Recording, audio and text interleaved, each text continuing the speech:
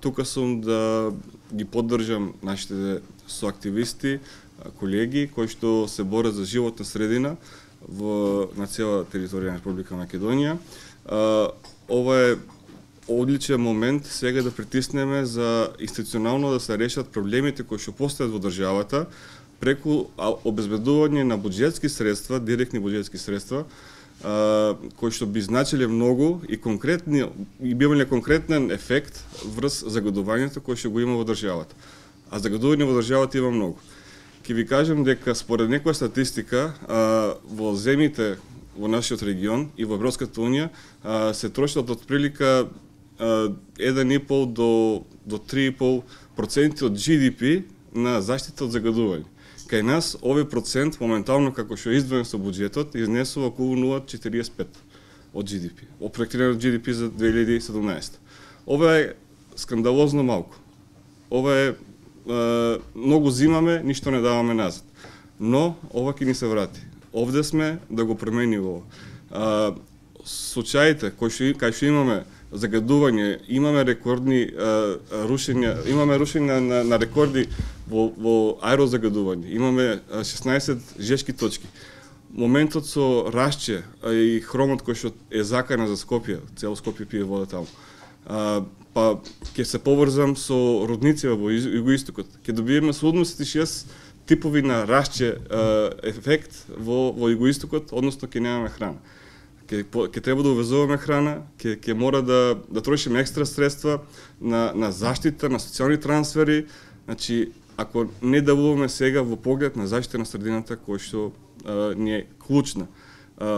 Лично знам и колеги кои што имаат добри структурирани бизниси, кои што се иселуваат од државата баш поради загадувањето, бидејќи нема како да влијат. Ова е клучен момент сега да се реагира, бидејќи заложбата на новата влада беше пред се покрај економијата да биде и заштита на животната средина.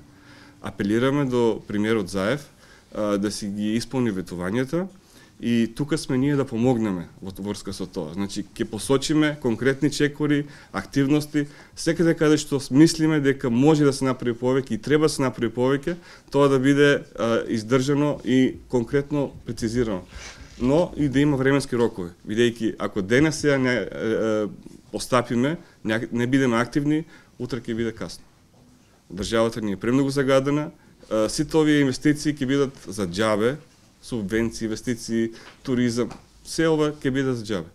Мора сега да реагираме, инаку ќе биде прекасно. Ќе ви кажам дека планираат да изградат шестата највисока брана на планетава на хидроеловиште, кое би било прво повисено од таков тип. Во светот не постојат хидроеловишта со 276 метра висина. Ова е огромно. Ова во Америка го нема, ова го нема во Русија, ќе го има кај нас во Иловица. И сега како е стигнато до таму работава? Прекршени се сите процедури на транспарентност. Првата студија на која што е издадена, во чија основа е издадена концесијата, уште не е објавена. Ве молам, со сите закони во државата, ја не објавуваат да не биде сватена погрешно, односно да не бидат откриени техничките податоци за тоа. Зошто таа студија ден денес не е објавена? Ова е нешто невидено. Понатаму, имате момент каде што јавните расправи не се запишени никаде, не постојат.